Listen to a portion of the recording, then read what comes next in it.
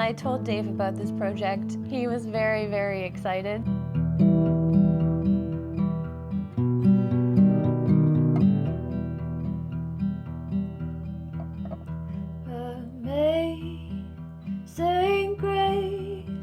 I called her back and land blasted her with an adventure into a time machine.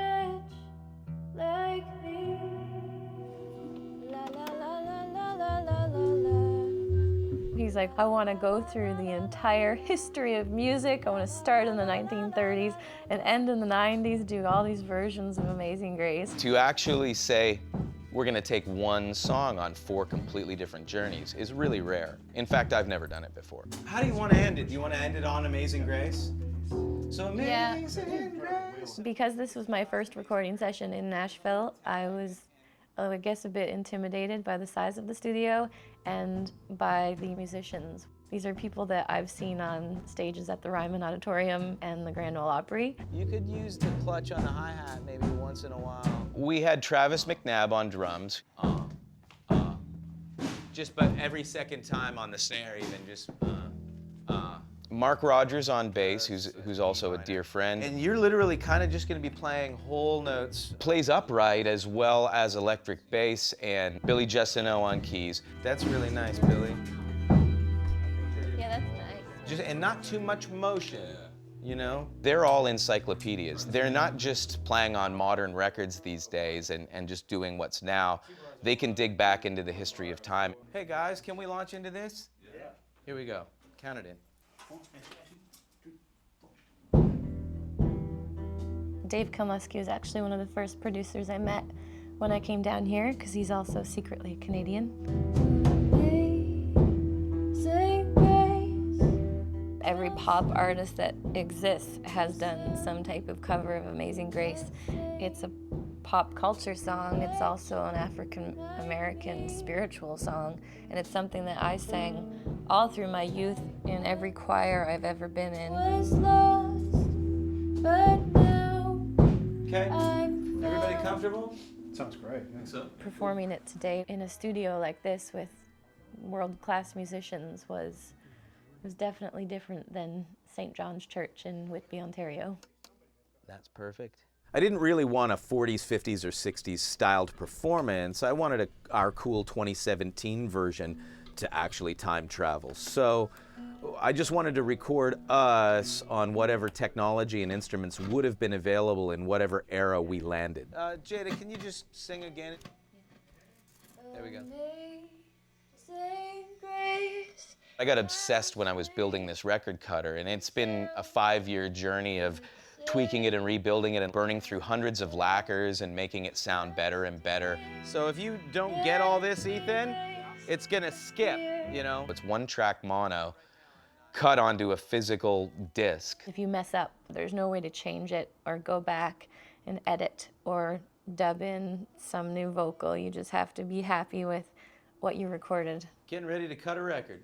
Once we knew the vinyl cutter was spinning and that every note we made was being etched and carved into the vinyl, there's definitely an adrenaline and tension running between us. It saved a wretch like me. My direction to everyone was, we're performing to her. She's actually driving this whole thing. So it forces everyone in a room to play together and capture that moment. But now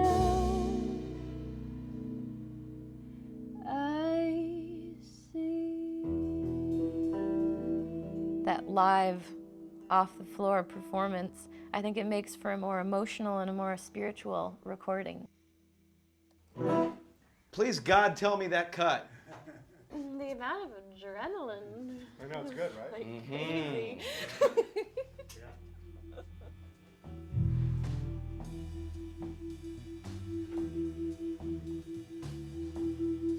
You know, just a droney thing, and then maybe almost think polyrhythms within an arpeggio. I feel like Dave has the reins for this song in a way I don't fully understand yet. Sort of like a mad scientist. All right, are we ready in there, Ethan? All right, we're rolling. All right, let's take one.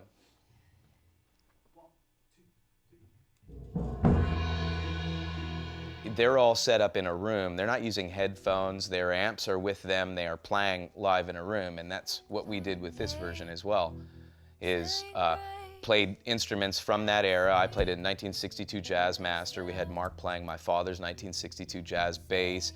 If I had to do any tweaks, it was honestly more for my vision of the marriage between the music and the visuals I saw for the film.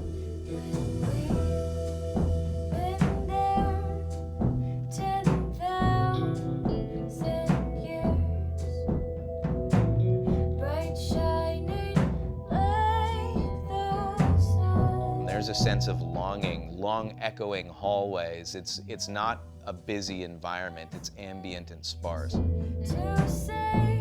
I have no idea what it's like to be married to a man behind bars or be with someone that you can't physically touch, but I can imagine that it's a very cruel, painful feeling.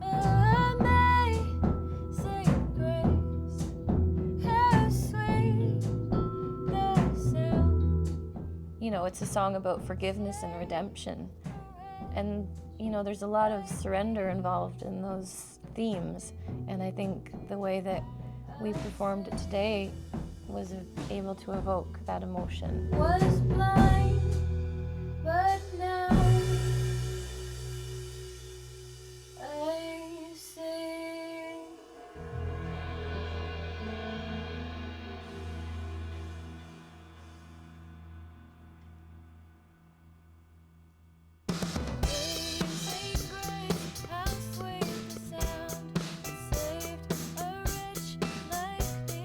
I sped the tape up twice as fast and made everybody play really fast and octave up.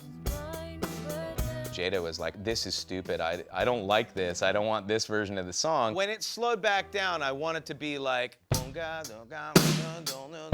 there really is a sound, such a definable sound to all of this, that I couldn't have created this in Pro Tools. It's like, it's impossible. It's impossible to create this.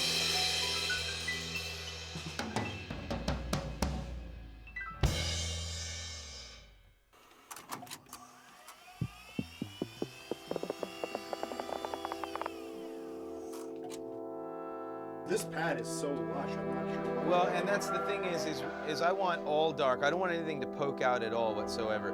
When they started playing the 1980s version, I was listening in the other room with my headphones, and I immediately started thinking, you know, this sounds really spooky, and it felt most like my music, what I create with my band. We just have to watch that our chords don't sound gothic, you know? It's probably that. I just kept darkening everything down to the point where once we all got it together and there was enough space, it was great. Here we go, ladies and gentlemen. Nothing should distract from Jada's flowing softness on this, and then the emotional depth of the content of this film. I was trying to channel that.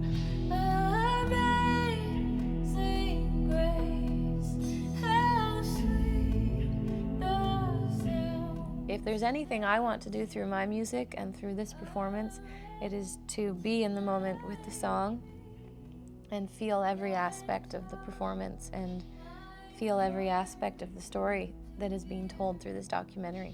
Embrace my fears, really. Writing for this project has been a really beautiful experience because it's, you know, I see parts of myself in those women.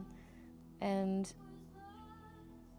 it's been a very cathartic experience, and it still hasn't ended yet. I'm still learning more about myself, and I'm just trying to tell the story properly.